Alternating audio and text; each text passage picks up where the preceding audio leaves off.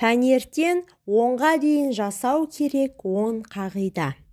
Марк Аврелий бұлай дейді: таңертең ұйқыдан оянған кезде өзіңізді өмірге қайта келгендей сезініңіз. Сол күннің қадірін біліңіз. Және жақсы дүниеге жаршы болыңыз. Марк Аврелийдің сөзіне баға бере отырып, сіздерге таңғы сағат 10-ға дейін жасап үлгеру керек 10 қағиданы ұсынамын. Бірінші медитация. Таңда тұра салып, денені бірден жаттығуға салмай, терең тыныс алып, кеудеңізді еркін керіп қозғалсаңыз да жеткілікті. Бұл орнынан тұра салған кезде жасалу керек медитация. Екінші қағида: өзіңізге алғыс айтыңыз. Таңертең ұйқыдан тұрып, айнаға қараңыз. Айна алдында тұрған өзіңізге рахмет айтыңыз. Адам өзіне разы болған кезде, көңілі толған кезде ғана толыққанды тұлға ретінде жұмыс жасай алады. Үшінші қағида: ертемен тұрып жоспар құрыңыз. Барынша ерте және тұрақты түрде жасалған жоспардың пайдасы бар. Таңертең тұра салып, жоспар бойынша жұмысқа кірісу күніңіздің сәтті өтуіне тікелей әсер етеді. Төртінші қағида: бір стакан су ішіңіз. Тұра салып, шай немесе басқа шырынды сусындарға асықпаңыз. Ең бірінші жұмысқа кірісетін асқазанға бір стакан су жіберіңіз. Бір стакан судың ағзаға беретін пайдасы мол. Жалпы адам денесінің өзі судан тұрады. Сондықтан оның маңыздылығы бар. Бесінші қағида: жаттығу жасау керек. Қазір жаттығудың неше түрлісі бар. Солардың қайсысы ыңғайға келеді, содан бастап жасай беріңіз. Арнайы бір қатып қалған заңдылық жоқ. Дегенмен, таңғы жаттығудың барынша жеңіл болғаны дұрыс. Мәселен, жай ғана аяқ-қолды қимылдатудан бастаңыз. Бұл түнімен ұйып қалған қандардың айналуына үлкен септігін тигізеді. Алтыншы, симфония тыңдаңыз.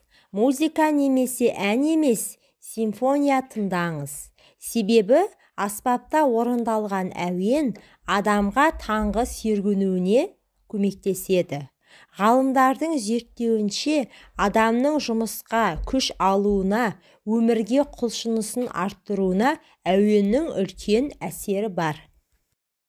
Жетінші қағида: пайдалы таңғы астан бастаңыз. Таңғы асты тастама дейтін қазақта сөз бар. Таңғы астың адамға пайдасы өте зор. Түсте іше салам, кешке тойып жеймін деген дүниеден аулақ болыңыз.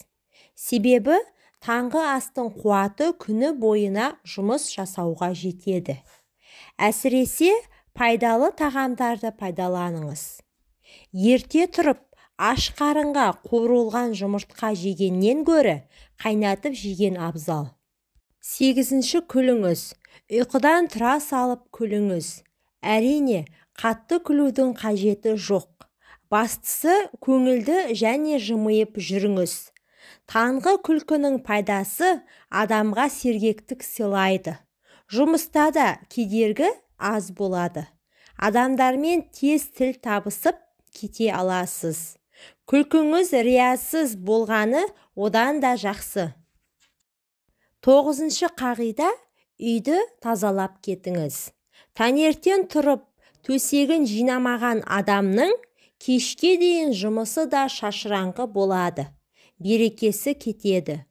Бұл психологиялық жақтан толық зерттеліп қойған тақырып. Себебі адам төсегін жиюға қимаған 2 минут уақытын жұмыста қалай жұмсайды. Сондықтан түннен қалған қоқысты төгіп, ерте тұрып үйді реттеп қойыңыз. 10-шы қағида: ең қиын жұмыстарды алдымен жасаңыз. Жұмысқа шықпастан бұрын жоспарға қараңыз. Ең қиын және ауыр жұмыс қандай? Соны бірінші орындап тастауға тырысыңыз. Күн төбеге шыққан кезде жұмыс істеуге құлқыңыз болмайды. Ол кезде ауыр жұмыс болса, мүлде құлшыныс болмайды. Сондықтан ең ауыр жұмыстарды ерте бітіріп тастаған жөн. Назарларыңызға рахмет. Менің арнама тіркеліп, видеоға лайк басуды ұмытпаңыздар, пайдаларыңызға жарасын.